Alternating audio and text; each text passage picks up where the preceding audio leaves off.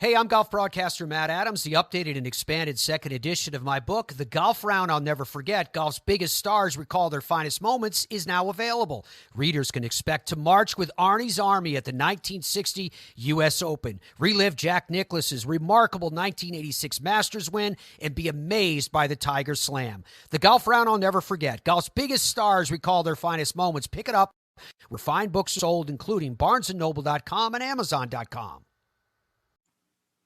This is Jeremy McFarland for the Football is Family podcast.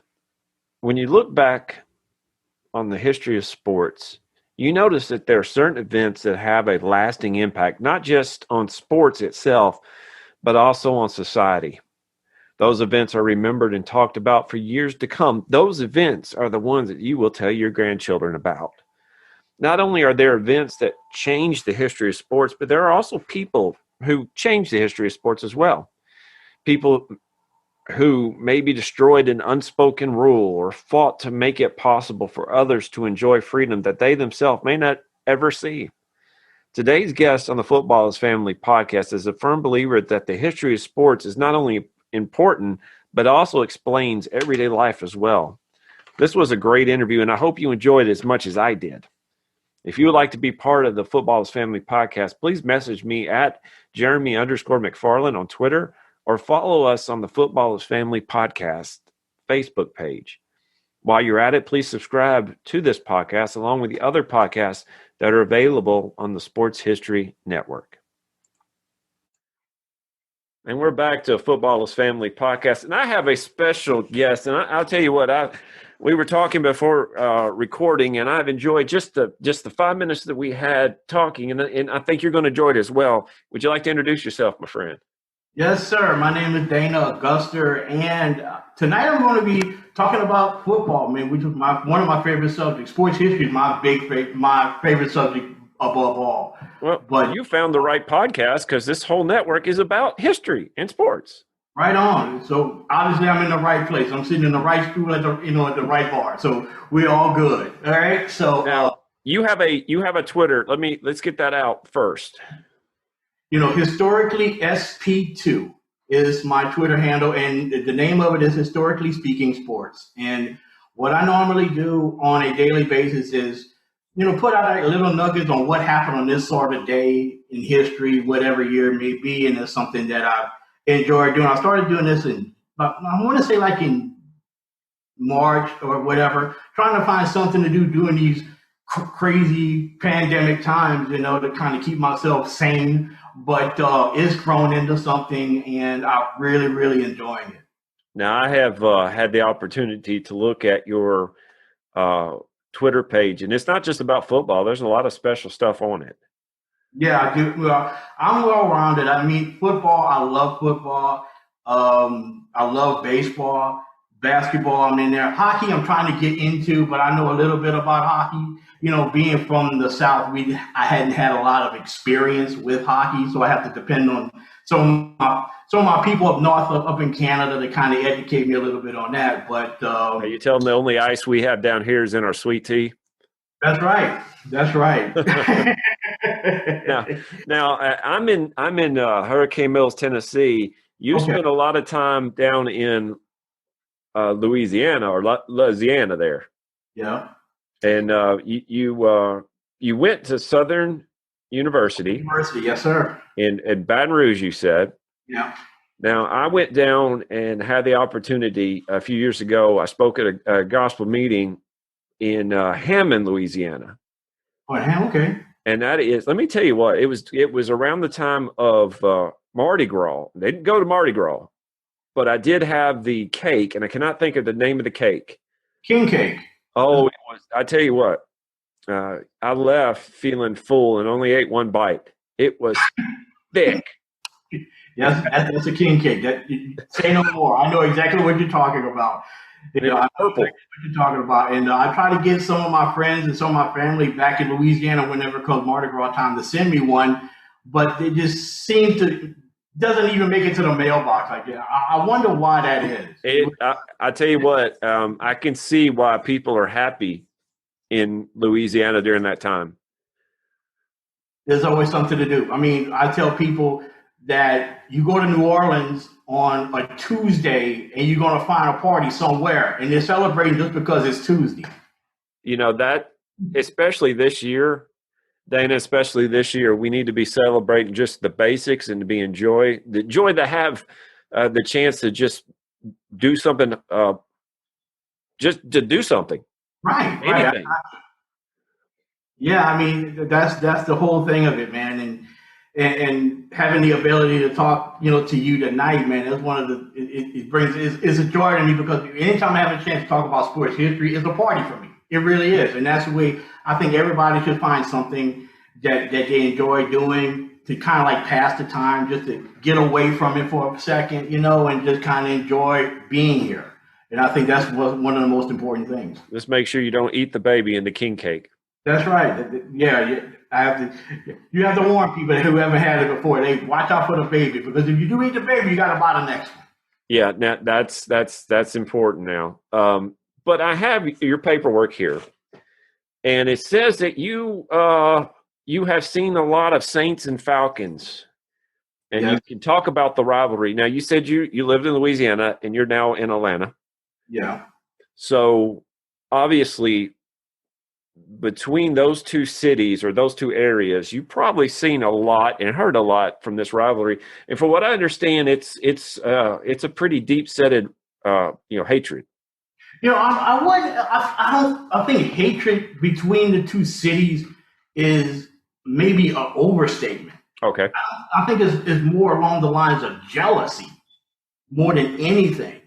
Here's what I mean. Okay. When you talk about Atlanta, people from New Orleans, I feel, or people from South Louisiana, is kind of jealous of Atlanta because of its influence, because of its wealth, because of, certain things of that nature. Now, on the other hand, I think people from Atlanta is jealous of New Orleans because of Mardi Gras, because of Bourbon Street in the French Quarter, because of the culture. They got beef between jazz and hip hop. Jazz in New Orleans, hip hop in Atlanta. There's like a little bit of a jealousy tug of war going on between the two cities, and I think the two football teams are emblematic of that jealousy. Okay. Because if you think about it, when you think about the Falcons, they're not, in my opinion, they weren't the best team, but the team that mostly I think embodied the spirit of Atlanta was the '91 Falcons. That was led by Jerry Glanville, and you had Andre Rison, and you also had Deion Sanders, and that team had so much swagger and so flashy. Is that the Too Legit to Quit Falcons? The Too Legit to Quit Falcons with Hammer on the sidelines and stuff like that, and they made it to the divisional round of the playoffs that year, where they got thrashed by Washington. But that's emblematic of Atlanta. New Orleans, on the other hand, is the team that basically is like the city. With Drew Brees and Sean Payton, that when you watch a Saints game now, it's fun. You're going to have a lot of fun watching that game. Win or lose, it's going to be entertaining. It's going to be fun. There's going to be a lot of points scored, a lot of passing yards. That is, the Saints, to me, embodies what New Orleans is. There's an old saying dealing with the Raiders, but it's the same way with both the Saints and Falcons when you say that New Orleans are the Saints and the Saints are New Orleans. So typically, the Falcons are Atlanta and Atlanta are the Falcons. Now, I spent a lot of time in Atlanta. My wife is from about an hour or so south of there, so we spent a lot of time in Atlanta. Beautiful city. I went to several Braves games. I've even been to Atlanta Hawks game, and that was interesting. They were playing the New York Knicks, so it wasn't much of a game, but whatever. I enjoy my time in Atlanta because I love the big city feel to it. Mm-hmm. When I went down to New Orleans, and we spent maybe 4 or 5 hours walking around. It didn't feel like a big city. It felt more like a more laid back, just a earthy feel to it. Right. New Orleans, I think, have more of a European vibe to it. I think. Okay. than Atlanta. Atlanta just feels like a big city. Atlanta just because it's so busy and the traffic and the big Oh, the traffic. like that. And trust me, I deal with the traffic every single day. Yeah. Uh, but Atlanta does have like this big city vibe to it, But New Orleans is, you're right, is more along the lines of a not a small town, but more of a city that has its own way of doing things. It's a city that is very laid back, like you said, very laid back, very relaxed, very, we're not particularly obsessed with anything. We're just here, and we're just here to have a good time, basically. Now, Dana, let me ask you this. Where were you during Katrina? I was living about 50 miles southwest of New Orleans when it hit. So we we didn't get as much damage as New Orleans did, but we did have power for like close to maybe a little bit over a week. We didn't have power. We didn't get flooded or anything where I was. I was in a little town called Houma, which is where my wife's from. Okay. And we got damage, not significant damage, like just some fallen trees or whatever, and a lot of rain and stuff like that. But New Orleans really got devastated. But luckily for us, it wasn't that too bad. It was bad enough without power for like close to 2 weeks. Okay, so you're down in Homer, Louisiana, and you are within an hour drive to New Orleans. Right. What type of news were you getting from New Orleans during that time? Very little, actually. What was so funny was that I had some friends of mine, like I said, live out in Canada. And when we finally got power and finally got phone service and stuff, I called them because I know they were calling me like crazy, like because they probably were watching the news and saw what happened. I called them up and they were like so surprised to hear from me. And I'm like, I'm good, man. What's going on? So it just so happens that we turned the TV on to CNN or some news station or whatever, and we saw what had happened. And because we had heard all kind of rumors about the Superdome was completely destroyed, and downtown is no more, and all of this other stuff. And once we saw what was happening, it was just as bad as we thought, but in a different way. But it was really, really terrible. And I would tell people when I would tell people what happened with Katrina, there's no way you could over exaggerate what happened. It was that bad. Okay. And it was that bad for in New Orleans, I think is just starting to come to where it used to be right before Katrina. And we're talking about 15 years later. Yeah. Yeah. Golly. Doesn't it make you feel old when you can count in the decades? Yeah, I mean, because my son, like I said, my son is a sophomore in high school, and he was just born when Katrina happened. Well, okay, so you're looking at, so you have a interest in that area for several reasons, but kind of go along with that. It took them, I think they went warp speed on rebuilding the Superdome. You almost lost your Saints. You really did. Well, there was talk about the team moving out of New Orleans even before Katrina. Oh, really? It didn't go as far as like official talk, but it was like rumors, basically, because at that time, Tom Benson owned the team, and he was originally from San Antonio. And San Antonio had been trying to get an NFL franchise because they already have the Alamo Dome. Right. And there was talk at that time, and it was just it didn't go further than rumor that Tom Benson may be in negotiations with the NFL trying to move to San Antonio or anything else. But when Katrina happened, I was one of the people that said, dude, this is a foregone conclusion and they're gone. Especially the damage that the Superdome had and all of that. I really thought that the Saints were as good as gone, and they decided to keep the team and redo the Superdome and renovate the Superdome, which they needed to do for years before then, but they were just dragging their feet on it. And when Katrina happened, it gave them pretty much a blank check. They said, okay, go ahead and do what you got to do. And they just went ahead and did all of the renovations, improved it, new paint job, everything. And it was almost a brand new stadium when it opened, essentially against the Falcons. that Monday night. Now, before we get into that game, because there's one play in particular, you know what it is, that really changed the Saints. What was the feeling down there? Were you present, or did you watch it on TV when they unveiled the sign out front? I was actually, I wanted to go. I really, really wanted to go, but I couldn't go for whatever reason.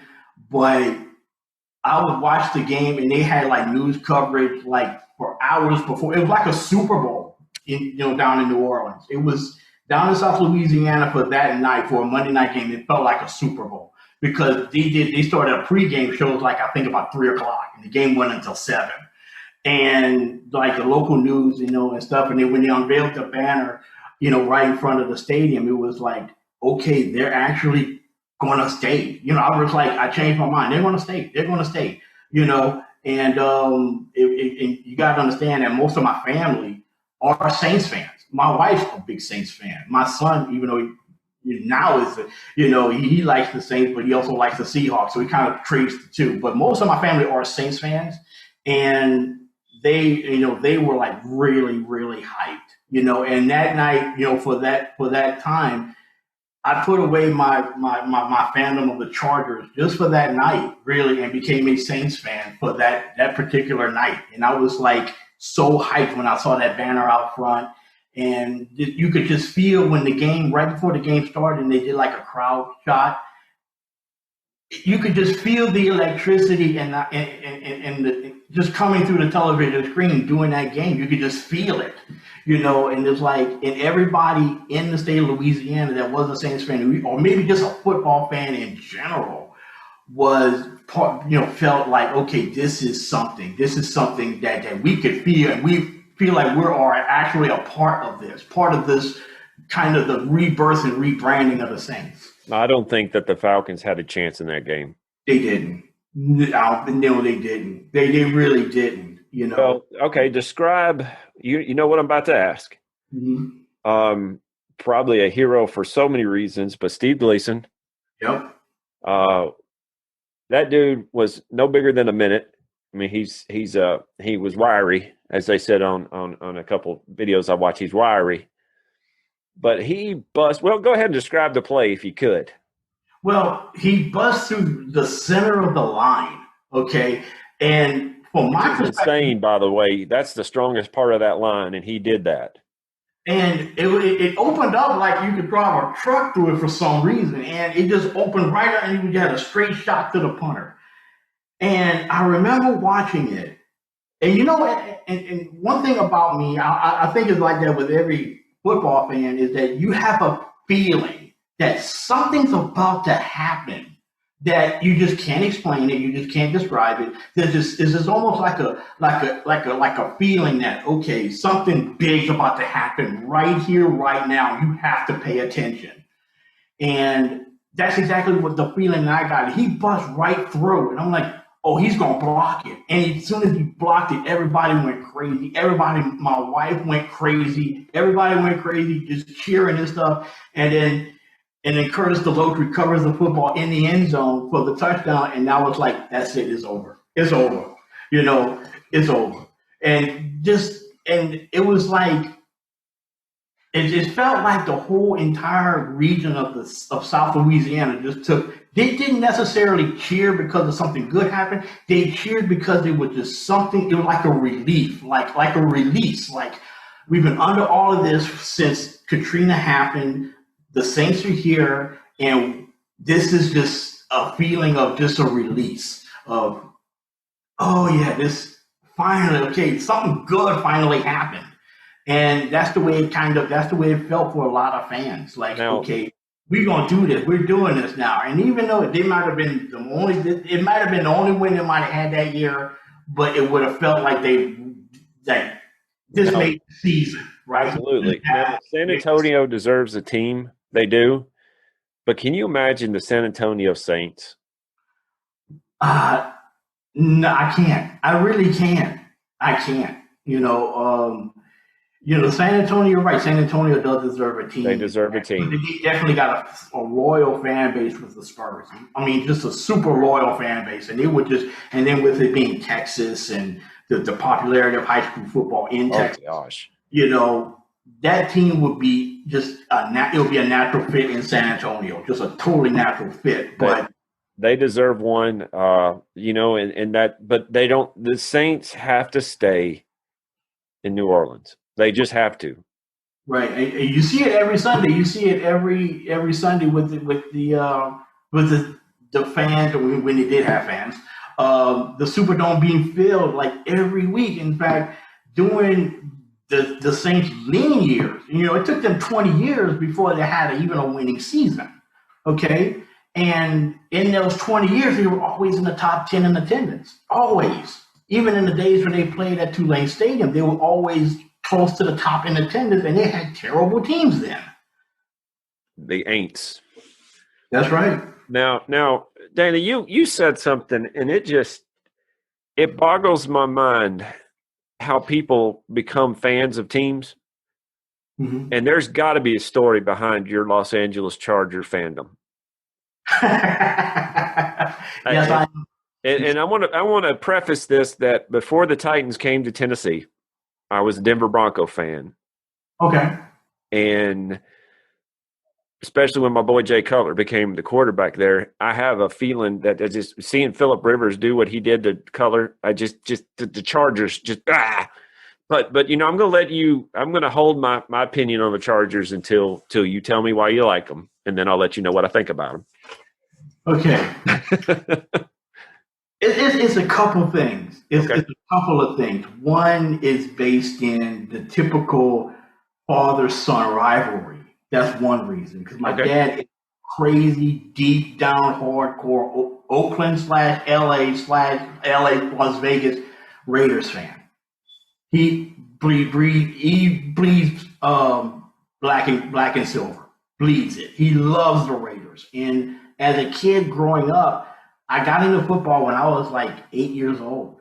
And as most kids that grew up in South Louisiana, you either like five teams. It was the Saints, the Steelers, the Cowboys, the Oilers, or the Raiders. And I just could not identify with either one of them. So at that time, there was a team out in the West Coast that had the lightning bolts on their uniforms, and it seemed like they scored 35, 40, 45 points every game. Now, some of those games they would actually lose, but they scored a lot of points, and there's just something about them that I just like gravitated towards. With Dan Fouts and Kellen Winslow and John Jefferson and, later on Wes Chandler and Chuck Muncie, who came from the Saints, by the way. There was just something about them that I just gravitated towards. And one Monday night, they played the Raiders. No, it was a regular season game. It was on a Sunday afternoon. They played the Raiders on national TV. And the Chargers beat them something like 50-something to 20 or whatever. And Kellen Winslow caught like 5 touchdown passes, and just embarrassed the Raiders. And my dad was just sitting there just fuming the whole time. And I was like, I was loving it. And then from that point on, yes, I like this team. The blue and gold, the lightning bolts on their helmets and stuff. It just seemed like they were just so cool, and there was just something about them that I just gravitated towards. And I belong to this Facebook group of Charger fans. And I tell them all the time that in some cases, you don't choose your team, the team chooses you. And I think that the Chargers chose me in a way because everything about them I've always liked, the high scoring, because they've always been a team that has been associated with high scoring and offense and stuff. Yeah. And like the Titans, for example, you think of the Titans, you think of power running backs. Absolutely. With Derrick Henry and Eddie George, and going back to the Oilers days with Earl Campbell, and then the early 60s with Charlie Tolar. I mean, these were like hardcore power running backs. And every team has a certain identity, and the Chargers' identity has always been offense, and I've always been partial to offense. Now tell me this, Dana. You, man, I respect that. I'm giving you a hard time. People like what they like, and I support that. That's part of the reason why I like doing this podcast. I want to know why people like what they like. Do you have a powder blue hat? I used to. It got messed up. I got one. I got a couple. I got one in the closet, but it got messed up because I got caught in the rain with it, and it was Oh, up. So, but I am getting one. You know, now, like a whole collection of Charger hats over the years. now, the one thing I could say about the Chargers, and my last, the previous podcast that I released over jerseys, we talked about this. To me, the Chargers, the powder blue and maybe even the white pants, or the powder blue and the yellow pants, are the best combination in the NFL. They are. I mean, I'm just this being in total bias, and as it turns out that I attended Southern University, and their colors were powder blue and gold as well. But the Chargers powder blue and gold combination that is emblematic of Southern California. It just is. It is. I mean, you Southern California. In fact, those are actually my wedding colors. As a matter of fact, powder blue. See, that's how you fully immerse yourself into fandom right there. You know, I also have a fandom of UCLA, same color, very similar colors. You know, but the powder blue and gold combination is something that I've always felt that that's a cool color combination. Chargers uniforms #1, point blank, the end. Do you like the numbers on the helmet, or do you just like the lightning bolts? I like the numbers on the helmet. Because it gives it a little bit more of a retro look. It does. I like them too. It's very similar to just basically college. Let's put the numbers on the helmet. Very sweet looking.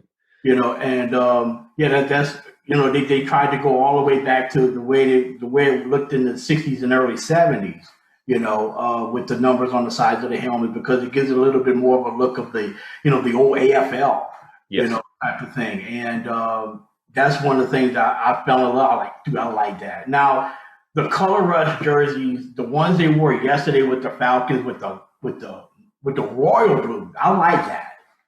I'm gonna have to look that up real quick. It was a royal blue with the gold lightning bolt. We don't get a lot of. Oh my goodness, you're not joking. Now I always like the white helmets. For some reason, I think that they're just clean looking and they're very nice. It's very. You couldn't mistake the Chargers for any other team but the Chargers with those jerseys on. Yep. Now, don't get me wrong. Now another jersey I liked from back in not too long ago was the original Titans jerseys, the original Tennessee Titans jerseys. When it first came in, when they first moved to Tennessee, and they renamed, and Bud Allen renamed them the Titans, that one right there. That one. I'm showing a bobblehead of Vince Young. My son got it when we went up there. 2006 Offensive Rookie of the Year. I wish he turned out like he should have. But yeah, you're talking about the jersey. That's the two-tone. That's Eddie George and Steve McNair. Yep. And the greatest, and it's funny that you mentioned Steve McNair. When I was at Southern the same time Steve McNair was at Alcorn State. Did you get to see him play? That was one of the greatest college football games I had ever seen in person.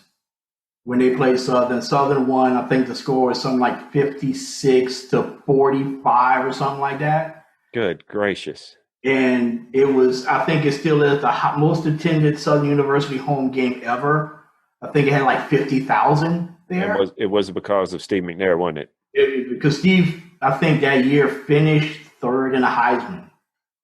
There was and I don't have it anymore, and I kind of kicked myself, but I had an issue of the Sports Illustrated that had him on the cover that said, "Give him the Heisman." Yeah. Yeah, I mean, he was watching him play when he was at Alcorn State in person. There's some things that I've seen him do I haven't seen any other quarterback do since.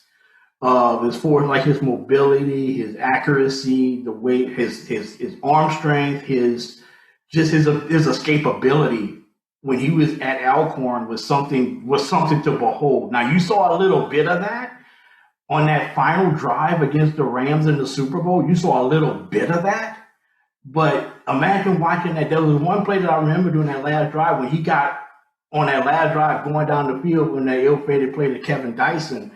You We don't kind of talk about saw a that little very bit often. of that. You saw a little bit of that Alcorn State type of athleticism, on that final drive. It looked like he jammed his leg, like it almost bent Barbie style inward when he stopped. And that's the one thing, and it's one thing that people don't understand about Steve McNair. When he was here in Tennessee, they said, well, he missed a lot of games. That dude, number one, never complained. Mm-hmm. Number two, had so much physical problems because of football that he was, I don't think he practiced during the week ever.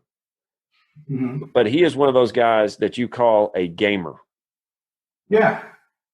And he was like that at Alcorn. He was like that the whole time he was at Alcorn State. And you could tell that by the way he played. And I became a fan of his when he came to the NFL. First came with the Oilers, when he came with that contingent when they moved to Nashville.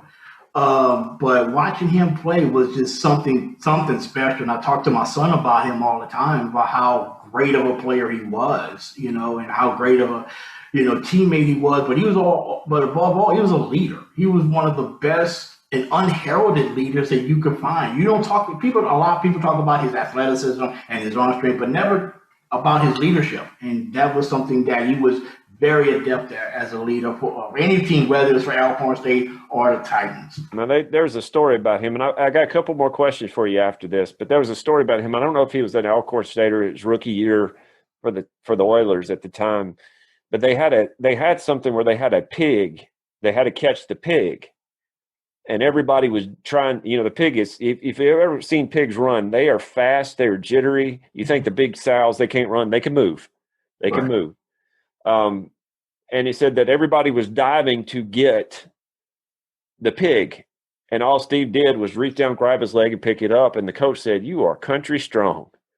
Mm-hmm. And that just kind of that shows you who Steve McNair was. He was just a good old country boy who did well in football. He's from Mount Olive, Mississippi. And you know what? Regardless of how his life ended, how we remember him in Nashville is that play, Super Bowl 34. We remember 1 yard because he led us there. Yeah. And that's how I respect, again, regardless of how his life ended, you throw that away. Yeah. You remember him out on the field. Right. Let me ask you a question. If you had the chance right now, and I've asked a couple of people this, but I want to ask you this, and you had a chance right now to own, are you a collector? You memorabilia or just things that? Yeah, I do. Yeah, actually, I do.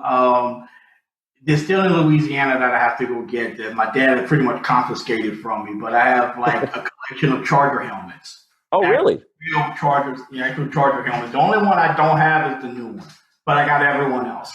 Okay, and I tell you what, I respect that. If you could just reach back in time and grab one thing for yourself, what would it be? Oh man, that's a great question. I asked the hard-hitting questions there, Dana. That is a great question. I'm gonna tell you what I would love to get my hands on, right? If I could find the actual jersey of John Hadel, the quarterback of the Chargers, because he was the original number 21 of the Chargers. Yes, he was, wasn't he? The original 21. And he was a quarterback that didn't look like a quarterback. Ron Mix told a story that he thought he was one of the equipment guys when he first showed up with the Chargers when he was drafted out of Kansas. But he was short, he was stocky, but he had an arm and he knew and he really understood Sid Gilman's playbook, and that was one of the reasons why they were such a high scoring team in the 60s. Now they won one championship in the AFL, but it wasn't with Hadel at quarterback. Hadel was the backup. It was Tobin Rote, but Hadel had so many of the passing records before Dan Fouts came along. But John Hadel's jersey is one of the things that I would love to have and hang up and show people that he was the original, like, number 21 of the Chargers. Yeah, I'm looking up right now. The one that most people would recognize is probably one of the greatest runners ever is LT. Yeah. But you're talking John Hadl, Hadl, quarterback from 62 to 72. And I tell you what, that's not a bad person to want his jersey. He had AFL All-Star 4 times. That's impressive. That's impressive. So here's my final question, and I'll leave you with this. And I appreciate your time, Dana. And I'll tell you what, let's have you back on. All right, man. Look, anytime you need me, man, just give me a holler, bro. I'm here. You are a friend of the show because you are real and you are true, and you're telling me everything I want to hear. Right. Which is history. I love it. I love it. But if you could if I give you a piece of granite right now and a chisel and a hammer, and you can make your own, Mount Rushmore of Charger players, who would it be? Okay, it would be, the first one, of course, would be Lance Allworth. Oh, yeah, Bambi. Got to have him on there. Lance Allworth was one of the reasons why I fell in love with the Chargers, because I saw old film clips of him when I was like 8, 9 years old, and it was like I had never seen anybody that fast ever. I mean, he was one of the fastest receivers I had ever seen. And the thing about him, he was not only fast, but he was smooth. His route running and his just overall pass catching ability, along with his speed, was just something. And I would forgive him for being a teammate of Jerry Jones at Arkansas, but something you just can't. You can't help who your teammate is, I guess. You can't help that. But, Lance Allworth would be the first one. Okay. Second would be Dan Fouts. Because Dan Fouts, to me, is my all-time favorite quarterback, period. As far as like all of the quarterbacks, I love John Elway. I love, all of the Montana Brady's. But to me, my all-time favorite quarterback of all time is Dan Fouts.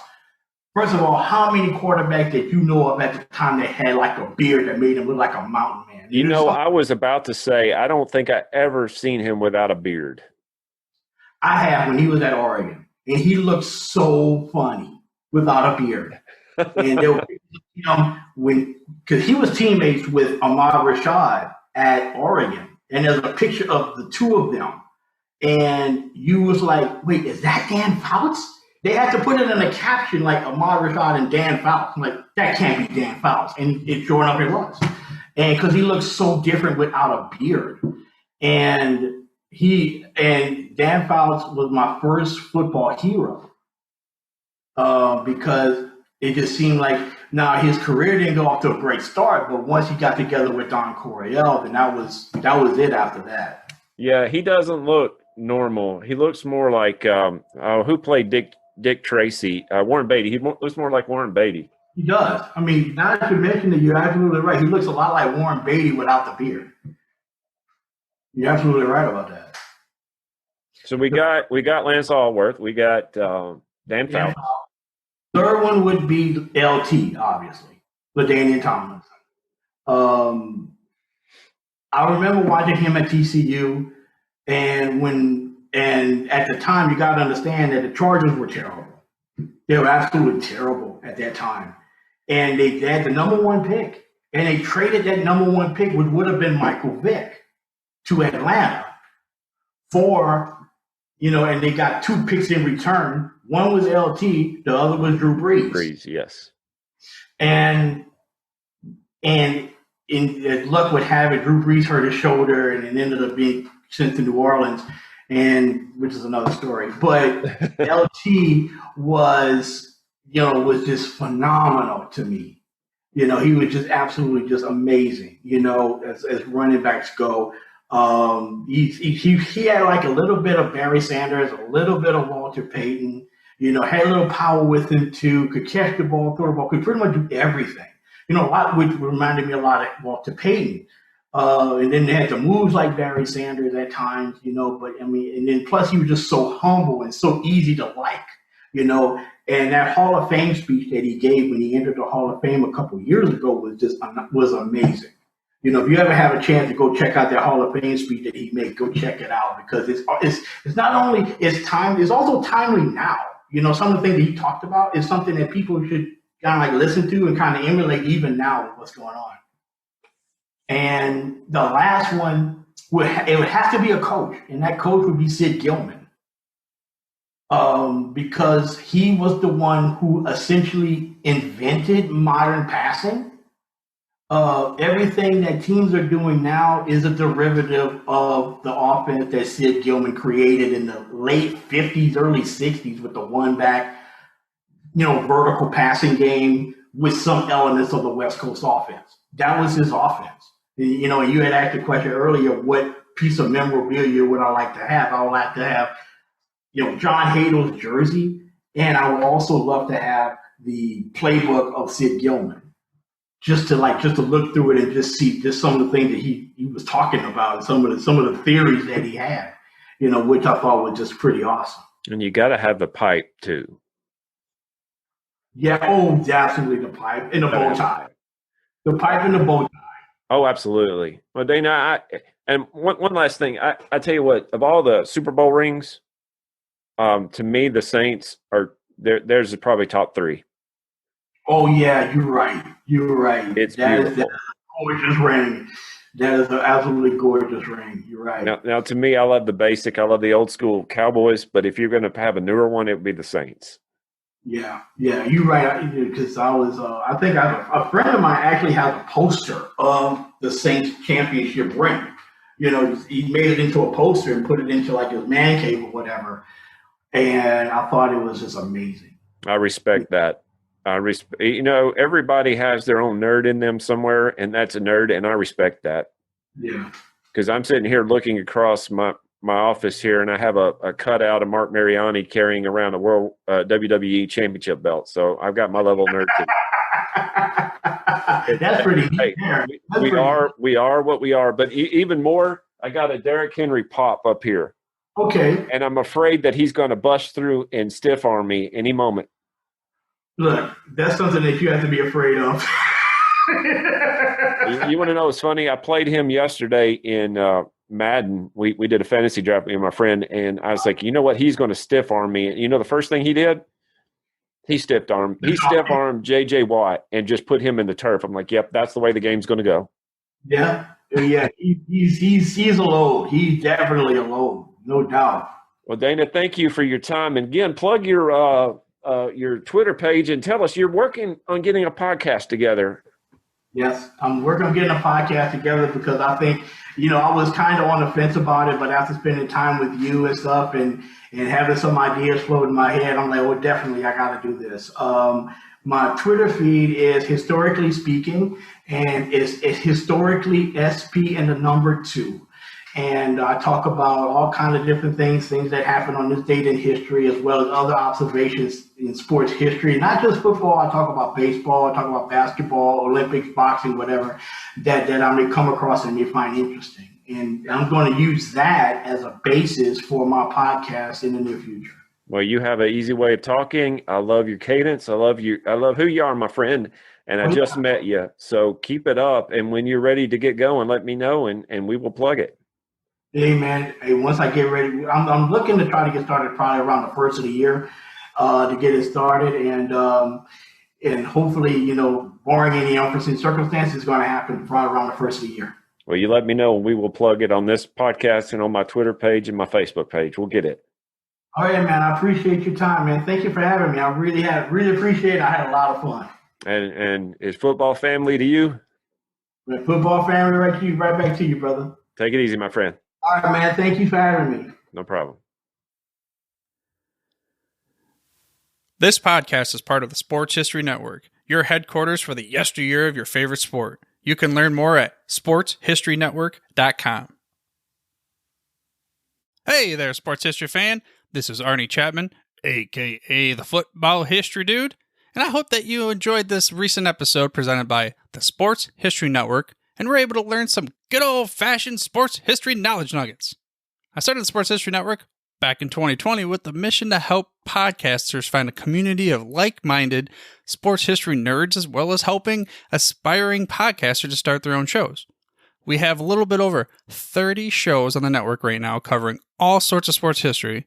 But as far as I'm concerned, we're just at the toothpick in the ocean moment, that can't even figure it out because there's so much more coming. We wanted to create the ultimate headquarters for sports yesteryear, starting with Podcast Network and our website, but we're going to continue to move into other mediums as well. And here's the cool part, because we want you to be part of our team. So if you're interested in starting your own podcast, or maybe being a guest on one of our shows, or who knows, maybe even writing an article for us over on the website. Seriously, all you gotta do is reach out to us on the contact page over at sportshistorynetwork.com.